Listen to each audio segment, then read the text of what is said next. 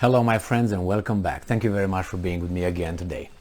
As you probably know, there is an inspection that takes place as we speak in Zaporizhzhya nuclear power plant conducted by IAEA, by those experts, about 15 of them, 14 or 15, and they are given a very short time to inspect. As I posted another video yesterday, I think the inspection will be like you stay here, watch this, look at this, look at this, look at this, look at the roof, it's okay, that's our military, those are the Ukrainian, out. I think that's what's gonna be it. Now, you would think that if Ukraine facilitated the free passage of these IAEA inspectors from Kiev to Zaporizhzhya, they will be ceasing fire. They will not shoot at the Zaporizhzhya power plant or at the Russian forces surrounding it. Well, not only that, it seems like the Ukrainians also tried to take over the plant. That's according to the Russian sources. Now, obviously, everybody lies, so we gotta, jump and, avoid too of a big lie, or how should I put it? The lies that are too big, if we can. So, this article comes from Reuters, September 1st, 2022. Russia says thwarted Ukrainian attempt to capture Zaporizhzhya nuclear plant. So that's what they claim. Russia's defense ministry said on Thursday Ukrainian forces tried to seize the Russian-controlled Zaporizhzhya nuclear plant in southern Ukraine, and quote-unquote measures had been taken to destroy the opposing troops, including use of military aviation. In a statement, the ministry said that up to 60 Ukrainian troops had crossed the Dnipro River, which divides territory held by the two sides, in boats at 6 a.m. local time.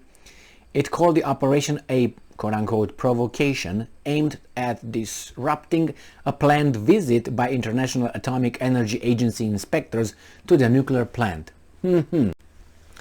Alright, so it also accused Ukraine of shelling both the meeting point of the IAEA delegation and the Russian-held Zaporizhzhya plant itself. Ukraine said it was Russian forces that were shelling the plant, with its president's chief of staff accusing Moscow of trying to wreck the IAEA mission. Why would you want to hide it?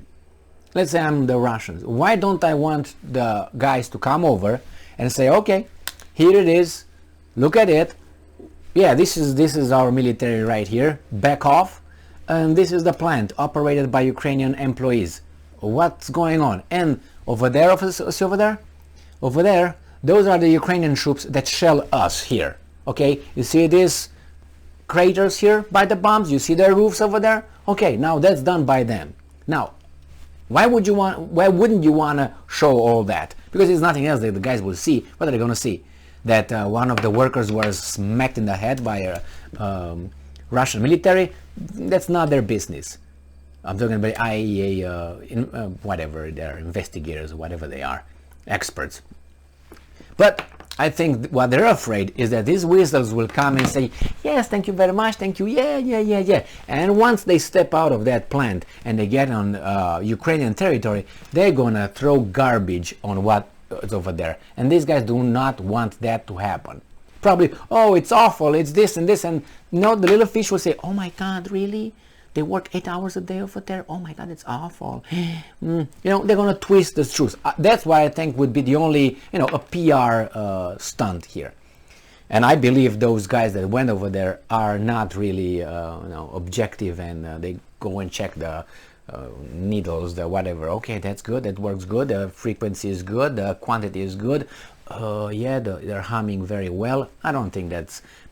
But we'll see, because I have another article where I'm going to discuss only about what the Russians say. This is what the IAEA will be allowed to do in one day. Alright, so let's go down here and see.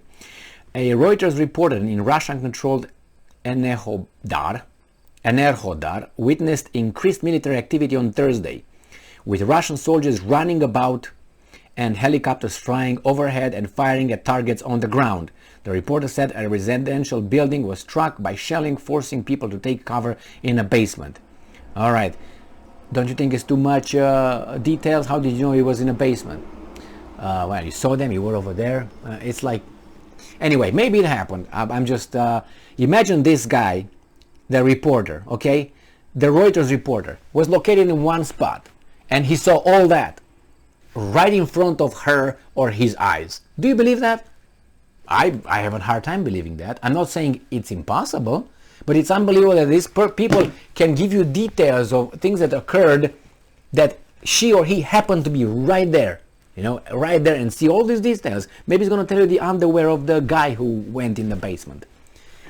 Oh my God. Anyway, so the reporter said a residential building was struck by shelling, forcing people to take cover in a basement. Separately, Russian state-owned news agency RIA cited local Russian installed official Vladimir, or there are Vladimirs over there, Rogov, as saying that Ukrainian troops had landed between 1 to 2 kilometers, that's 0.62 and 1 mile, 0.62 miles to 1.24 miles away from the nuclear plant.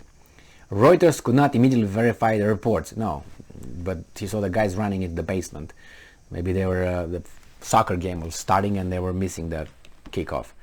The mission by the United Nations nuclear watchdog aims to assess risks from the ongoing hostilities in the area. What do you mean? What do you mean? That should be military, not scientists who want to say, okay, what are the risks? The guys are over there and these guys are over here. How can that be? A rocket flying over there, over here, definitely would be destroying this little reactor.